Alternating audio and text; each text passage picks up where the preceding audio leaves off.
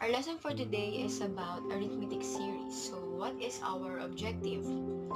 Our objective is determine the sum in a given arithmetic sequence given the first and last term. Let us define first the arithmetic series. Arithmetic series is the sum of all the terms in an arithmetic sequence.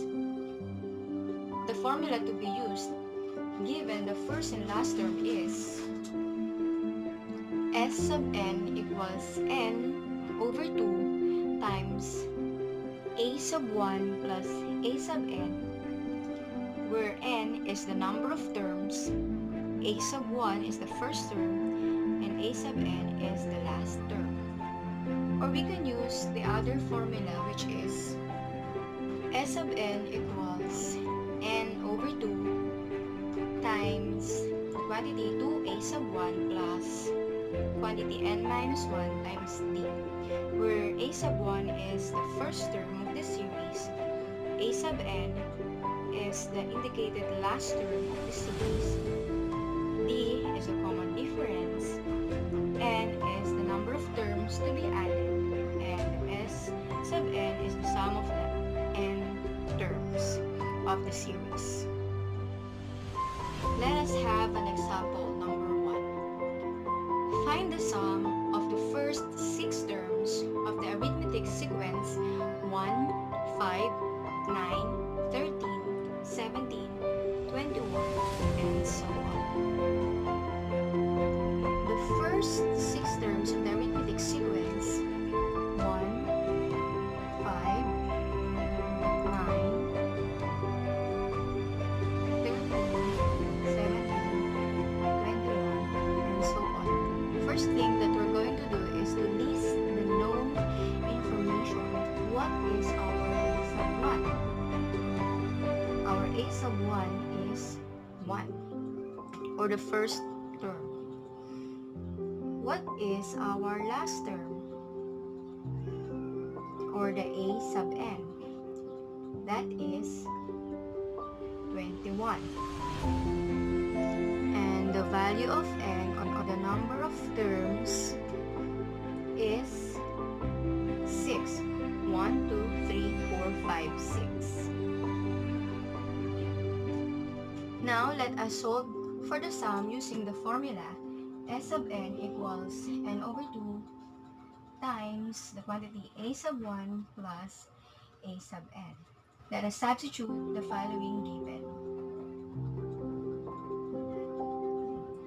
S sub n, the value of n is 6.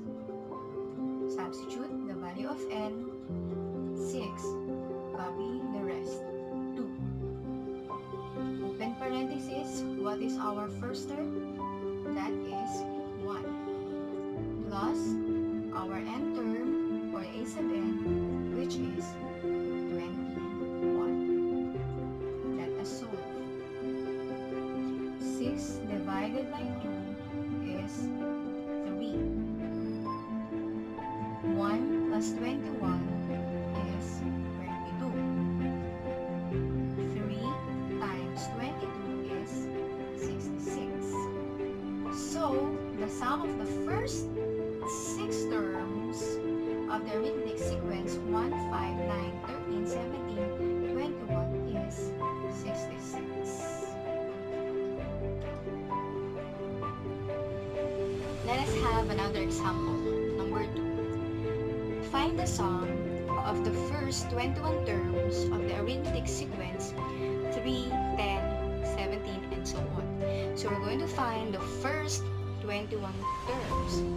We have 2 formulas, and which one are we going to use? First thing that we're going to do is to list all the given information. We have a sub 1, which is 3, and the number of terms, which is 21. We do not have yet the common difference. So now, let us find the difference. How do you find the difference? 10 minus 3 is 7. 17 minus 10 is 7. So they have common difference. So our difference in this sequence is 7. So which formula are we going to use? The first one or the second one? Right, the second one, because we have first term, the number of terms, and the difference. So now, let us solve using the second formula. Let us substitute all the given information. We have S, or the sum of the series. The value of our n is 21. Equals, again, the value of n is 21 over 2, open bracket, copy 2, a sub 1 is 3, enclose it with parentheses, copy plus, open parentheses, the value of n is 21, minus, copy 1, and then the difference is 7. Let us simplify. Copy 21 over 2. Solve the digits inside the parentheses. So 2 times 3 is 6. Copy plus. 21 minus 1 is 20 times 7. Copy 21 over 2. Copy 6. And then solve. 20 times 7 is 140.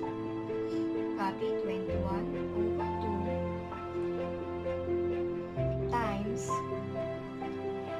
solve the digits inside the bracket. 6 plus 140 is 146. And then 21 times 146 divided by 2 is equal to 1,533. So this is the sum of the first 21 terms. Let us have another example. Number 3. Find the sum of all numbers between 16 and 384 which are divisible by 11. So let us write the given information. What would be our sub 1? Our a sub 1 is 22 because 16 is not divisible by 11. 17 is also not, and so on until 22, which is divisible by 11. What would be our n term between 16 and 384? Alright, 374 is our n term, which is divisible by 11. What would be our difference?